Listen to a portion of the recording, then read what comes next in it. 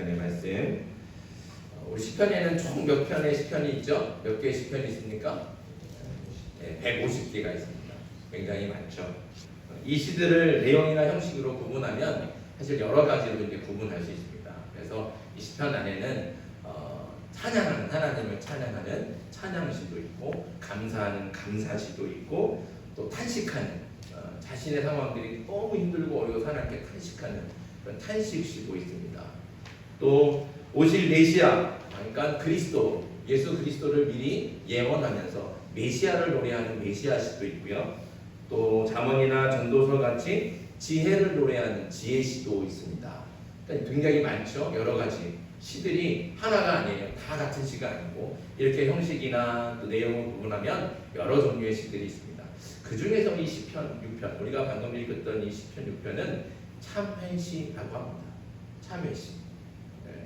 150편의 시편 중에서 참회시는 6개가 있습니다. 오늘 읽은 시편 6편과 32편, 38편, 51편, 102편, 130편, 143편 이렇게 총 7편을 참회시라고 부릅니다. 참회시는 그러면 무슨 시일까요?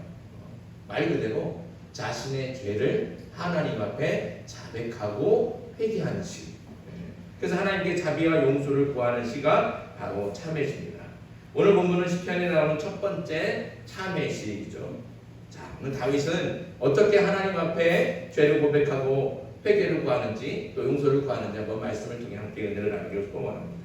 1절 말씀 먼저 같이 읽겠습니다. 1절 같이 읽습니다. 시작. 여호와여 주의 분노로 나를 책망하지 마시오며 주의 진노로 나를 징계하지 마옵소서. 아멘. 자, 1절에서 다윗이 뭐라고 기도해요? 나를 책망하지 마십시오. 나를 어떻게 해요? 징계하지 마십시오. 이렇게 기도하는 거예요. 그러니까 책망하지도 말고 징계하지도 마라.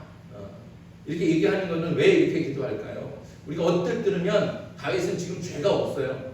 무죄한 거죠. 아무 거리낄 게 없어요. 그러니까 나는 당당하니까 하나님 나를 책망하지도 마시고 나를 징계하지도 마십시오. 이렇게 말하는 것 같이 느껴지죠. 그런데도 자신한테 다가오는 그런 징계나 어떤 그런 책망들은 부당하다는 겁니다. 나는 아무 죄가 없는데, 나는 명명백백한데 왜 나를 징계하십니까? 나는 징계하지 마십시오. 나를 책망하지도 마십시오. 이렇게 기도하는 것처럼 들을 수가 있습니다. 하지만 그렇지 않습니다. 사실 지금 다윗은 하나님께 책망과 징계를 받고 있는 중에 있습니다. 그래서 다윗이 받고 있는 하나님의 징계가 얼마나 혹독하고 고통스러운지 다윗이 토로하고 있죠. 오늘 본문에 이런 것들이 잘 드러나 있습니다. 우리 2절과 3절 같이 보겠습니다. 2절 3절 같이 읽습니다. 시작. 여호와여 내가 수척하였사오니 내게 은혜를 베푸소서. 여호와여 나의 뼈가 떨리오니 나를 고치소서. 나의 영혼도 매우 떨리나이다. 여호와여 어느 때까지니까. 아멘. 자, 이게 뭐라고 해요? 수척하다. 수척하다는 건 뭐예요? 못 먹고 힘이 없어서 바짝 마르고 힘이 없는 거예요. 그렇죠? 그러니까 왜 이렇게 수척해졌습니까? 하나님께 징계를 받아서, 하나님께 책망을 들어서 그렇다는 거죠. 하나님의 징계가 얼마나 혹독한지 다윗은 지금 수척해졌다는 거예요. 그리고 또 뭐라고 해요? 뼈가 떨린다는 거예요. 뼈가 떨린다는 것은 그만큼 육체의 고통이 심하다는 뜻입니다. 육체가 지금 너무너무 아픈 가운데 있어요. 고통 가운데 있다는 거죠. 그리고 육체만 그러냐? 영혼도 떨린다는 거예요. 영혼이 떨린다는 것은 그 고통이 정신을 혼미하게 하고 마음까지 아프게 할 정도로 그 고통이 그만큼 아주 심하다는 뜻입니다. 다윗은 지금 이렇게 혹독한 고난 중에 있습니다. 고통 중에 있죠. 또 5절 말씀을 볼까요? 자, 5절도 같이 한번 읽겠습니다. 시작. 사망 중에서는 주를 기억하는 일이 없사오니 스올에서 주께 감사할 자 누구리까? 아멘. 자, 이 말씀은 뭐예요? 죽으면 하나님을 기억할 수도 없고 또 감사할 수도 없게 되는 겁니다. 죽으면 다 소용없어진다는 거죠. 그러니까 다윗은 자신이 하나님을 기억하고 감사할 테니까 자신을 죽게 내버려 두지 말라는 겁니다. 죽이지 말라는 거예요. 그렇게 간구하고 있는 겁니다. 자, 이것을 다시 뒤집어 보면 무슨 뜻입니까? 결국 지금 다윗은 이 고통 때문에 죽기 일보 직전에 이르렀다는 거예요.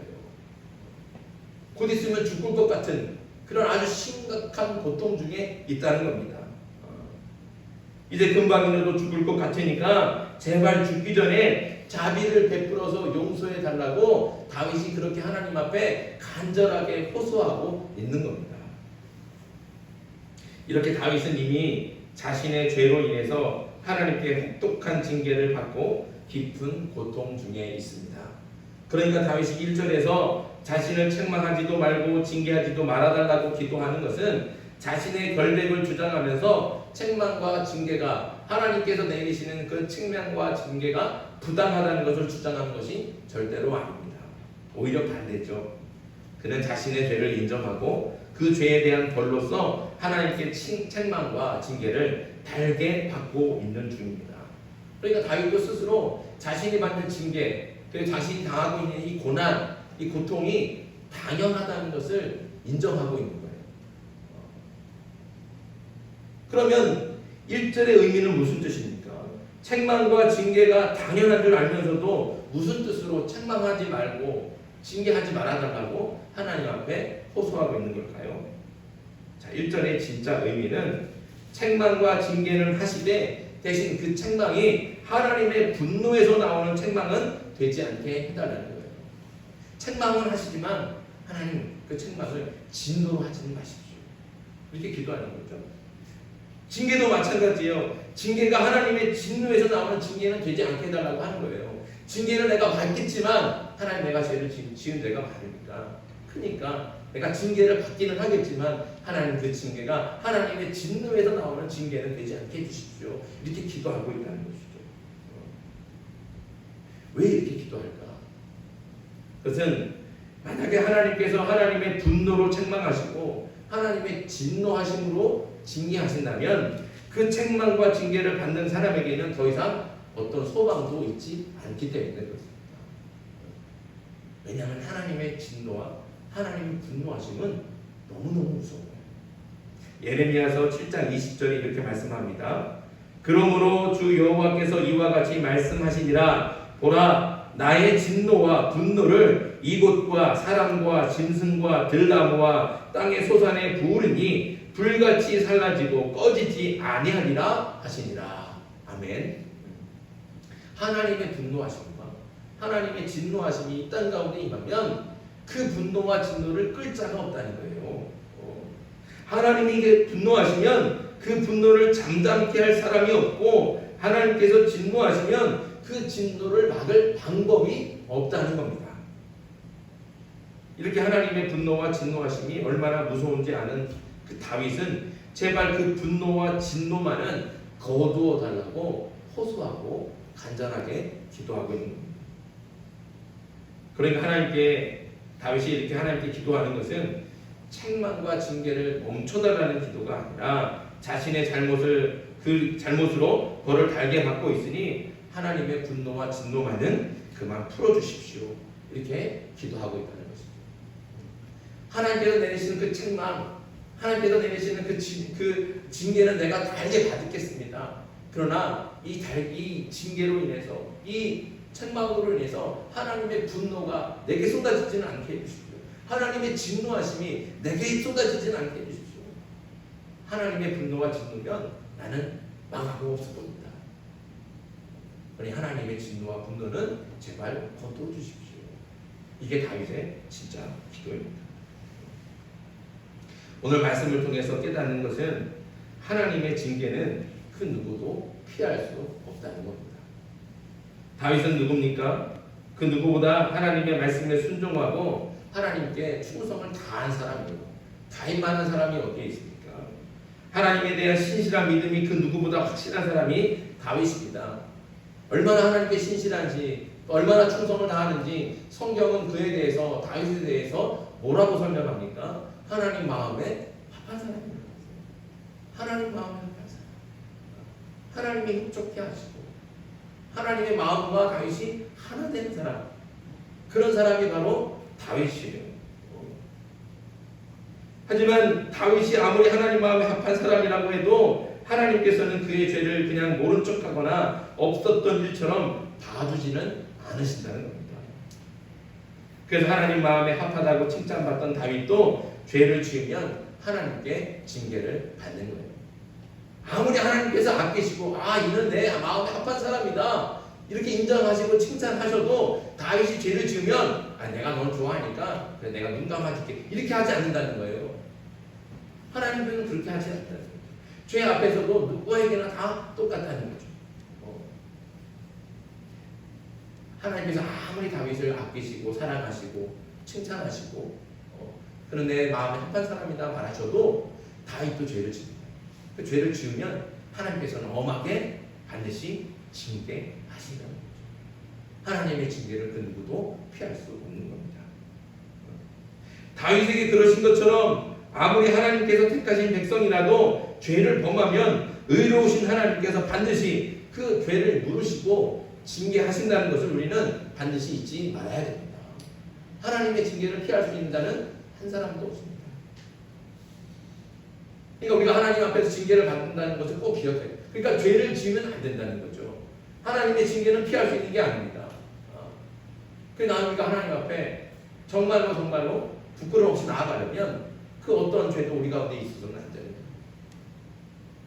그러나 우리가 또 한 가지 오늘 말씀을 통해 깨달아야 되는 것이 있습니다. 잊지 말아야 될 것은 하나님께서 우리를 징계하시는 것은 우리를 사랑하시기 때문이라는 것입니다. 부모라도 내 자녀가 아니면 잘못을 나무라기는 하지만 징계까지 하지는 않아요. 그렇잖아요. 그렇죠? 왜 그렇습니까? 내 자식처럼 사랑하지 않기 때문에. 그러니까 누가 남의 자식이 뭐 나쁜 짓 하고 야 너 그러면 안 돼! 이렇게 말을 해요. 그러나 그걸 끌어다 놓고 매를 때리거나 벌떼우지는 않는다는 거죠. 그러니까 그만큼 사랑하지는 않는다는 거예요. 그러나 내 자녀가 내 아들이 내 딸이 잘못하면 어떻게 해요? 불러다 놓고 엄하게 꾸짖고 그냥 말로만 꾸짖지 않고 때로는 매를 때리기도 하고 때로는 벌을 주기도 하잖아요. 그럼 왜 그렇습니까? 그만큼 내 자식에게는 사랑하기 때문에. 그럼 내 자녀가 제발 바른 길로 가고 옳은 길로 가기를 바라는 간절한 소망이 있기 때문에 그렇다는 거죠. 그만큼 사랑하는 겁니다. 마찬가지로 하나님께서 우리를 징계하시는 것도 우리를 하나님의 자녀로 여기시고 사랑하시기 때문입니다. 그런 우리가 하나님의 징계를 받을 때 불평하거나 원망할 일이 아닙니다. 하나님의 징계는 죄와 사망의 길에 서 있는 우리를 건져내서 구원하시기 위한 하나님의 간절한 사랑입니다. 그래서 하나님께 징계를 받아 고난을 당할 때 오히려 하나님의 사랑을 깨닫고 감사할 수 있어야 됩니다. 하나님께서 나를 이만큼 사랑하십니다. 반대로 죄를 범했는데도 하나님의 징계가 없다면 이건 굉장히 두려워할 일입니다. 내가 죄를 범했어요. 이건 누구보다 내가 잘 알잖아요. 죄를 행한 건 내가 잘 알아요. 근데 내가 죄를 지었는데도 하나님께서 아무 일도 안 해주신다. 징계하지 않는다. 그럼 이건 굉장히 두려워할 일입니다.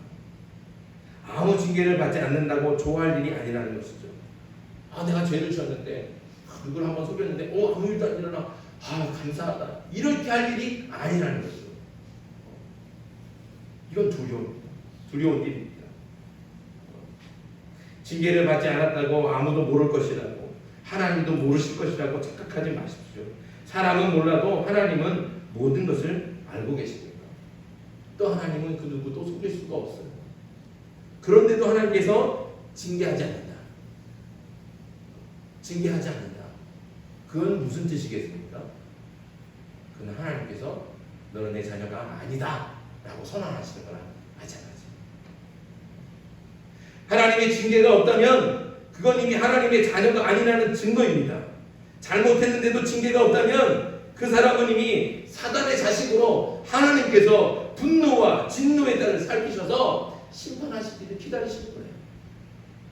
그래서 징계가 옵니다. 이거는 단순히 징계하고 책망하고 끝낼 것이 아니라 내가 반드시 이 사람을 그리고 이 죄인을 반드시 심판하고 멸망시키게 됩니다.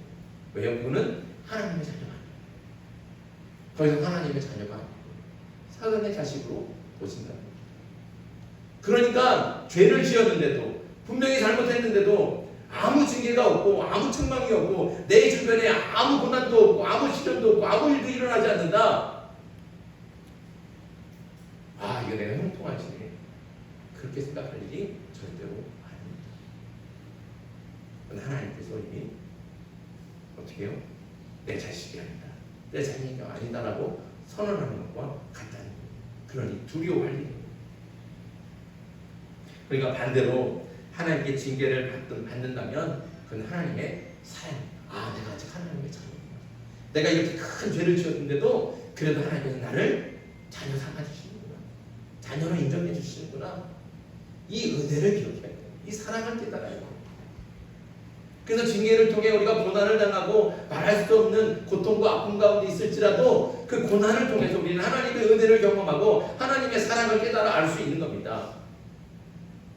그래서 징계를 받을 때 하나님을 원망할 일이 아니에요. 그 징계 가운데 하나님께서 나를 얼마나 사랑하시는지를 깨닫고 감사할 일이라는 것이죠.